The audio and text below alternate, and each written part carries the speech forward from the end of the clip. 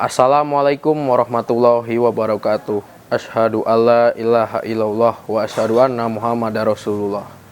Perkenalkan, nama saya Dafar Istanta Putra dari kelas 12 MIPA 3, nomor absen 8. Kali ini saya akan mempresentasikan hasil karangan saya dengan tema Pengaruh Bahasa Asing dalam Bahasa Indonesia.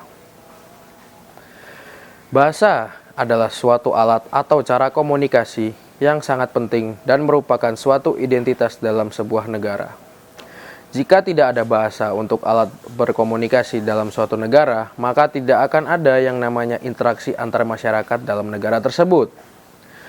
Peranan bahasa dalam kehidupan manusia sangatlah besar. Semua kegiatan yang dilakukan manusia hampir seluruhnya memerlukan bahasa. Bahasa dapat membantu untuk mendapatkan suatu informasi, menambah ilmu, pengetahuan, dan membantu dalam berkomunikasi dengan orang lain menggunakan bahasa. Pada kalangan masyarakat Indonesia, bahasa Indonesia biasa digunakan sebagai unsur dan juga media saat berkomunikasi antar sesama manusia. Namun, dengan adanya penggunaan bahasa asing di era globalisasi ini, mengakibatkan terdesaknya keberadaan atau hampir tergantikannya bahasa Indonesia di kalangan masyarakat. Penggunaan bahasa asing sangat umum di kalangan pelajar dan mahasiswa dalam kehidupan sehari-hari mereka, seperti screenshot, drive-thru, refresh, dan lain-lain. Kebiasaan menggunakan bahasa asing membuat bahasa asing sering digunakan dalam bahasa sehari-hari masyarakat. Dari sejarah bangsa Indonesia sejak dahulu, penggunaan bahasa asing sudah sangat banyak digunakan dalam pendidikan dan pembelajaran sejak zaman penjajahan kolonial Belanda dahulu. Saat itu, seluruh orang-orang keturunan bangsawan atau elit pribumi yang bersekolah di sekolah dasar di bawah pemerintahan kolonial Belanda, salah satu mata pelajaran yang diwajibkan di sekolah adalah pelajaran bahasa asing seperti bahasa Belanda, bahasa Jepang, bahasa Jerman, bahasa Italia, dan lain-lain. Dan masih banyak lagi bahasa asing yang digunakan dalam pembelajaran zaman dahulu. Menurut Undang-Undang Dasar 1945, bahasa Indonesia memiliki dua status, yaitu sebagai bahasa nasional dan bahasa negara. Penggunaan bahasa asing di era globalisasi telah menurunkan status dan peran bahasa Indonesia saat ini. Pada tanggal 16 Maret 1995, Menteri Dalam Negeri Indonesia membuat surat mengenai penertiban penggunaan bahasa asing di Indonesia dan menginstruksikan agar papan-papan nama dunia usaha dan perdagangan di Indonesia yang menggunakan bahasa asing diubah ke dalam bahasa Indonesia.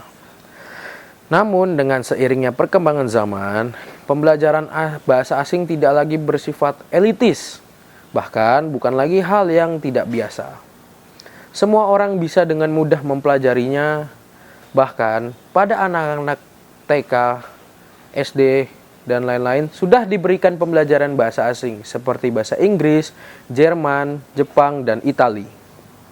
Padahal, bahasa Indonesia memiliki peran sangat penting dalam aspek kehidupan sehari-hari mereka. Bangsa Indonesia juga selalu bertekad untuk selalu menjaga bahasa Indonesia agar statusnya tidak terancam keberadaannya oleh bahasa asing. Seiring dengan munculnya bahasa asing dalam kehidupan sehari-hari masyarakat maupun kalangan mahasiswa, banyak sekali pengaruh yang ditimbulkan oleh bahasa asing terhadap bahasa Indonesia. Pengaruh tersebut ada yang berdampak positif dan ada juga yang berdampak negatif bagi bahasa Indonesia. Dampak positifnya yaitu bangsa Indonesia bisa mengikuti perkembangan internasional secara lancar dan dapat bersaing dengan negara lain. Sedangkan pengaruh negatifnya yaitu bahasa Indonesia sedikit demi sedikit akan tergeser keberadaannya oleh bahasa asing. Oleh karena itu, apabila penggunaan bahasa asing tidak dikurangi atau bahkan dibiarkan tanpa pengawasan, maka akan membuat bahasa Indonesia akan hilang. Ini sangat berpengaruh terhadap kebudayaan yang ada di Indonesia.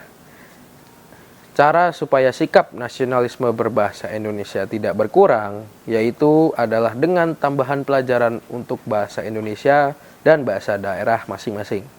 Lebih cinta terhadap bahasa Indonesia dan sebagainya. Selain itu, juga kita harus mulai menanamkan kecintaan terhadap bangsa Indonesia sedari dini. Sebagai insan akademis yang dianggap memiliki intelektual yang tinggi, ada baiknya jika kita dapat membagi kapan kita dapat menggunakan bahasa asing dan kapan kita harus menggunakan bahasa kita sendiri, yaitu adalah bahasa Indonesia. Sekian dari saya, kurang lebihnya mohon maaf. Wassalamualaikum warahmatullahi wabarakatuh.